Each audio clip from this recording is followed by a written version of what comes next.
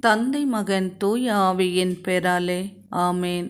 Samuel முதல் நூலிலிருந்து வாசகம். அதிகாரம் 12. இறை வார்த்தைகள் 23.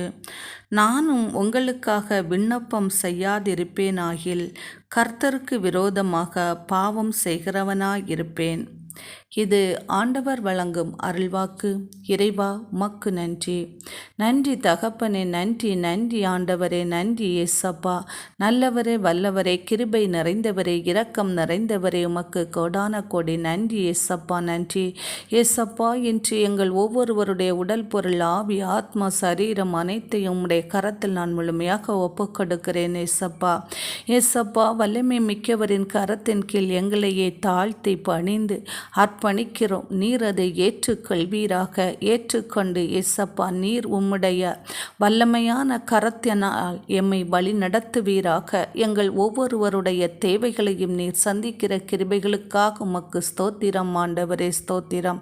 தேவாதி தேவனே, உமக்கு ஸ்தோத்திரம் ஸ்தோத்திரம் ஆண்டவரே. இன்றைய இறை வார்த்தைக்காக உமக்கு ஸ்தோத்திரம். இன்றைய இறை வார்த்தையில் சாமுவேல் அரசர் ஏசப்பா தன்னுடைய மக்களுக்காக மன்றாடாவிட்டால் அது பாவம் என்று கூறுகிறார் ஏசப்பா.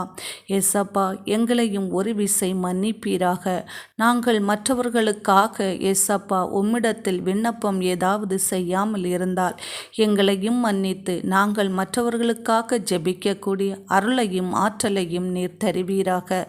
தொல்லையற்ற அமைதியான வாழ்க்கை வாழ வேண்டுமென்றால் ஆளும் தலைவர்களுக்காகவும் அரசர்களுக்காகவும் மன்றாடுங்கள் என்று சொன்னிருக்கீங்களே ஏசப்பா.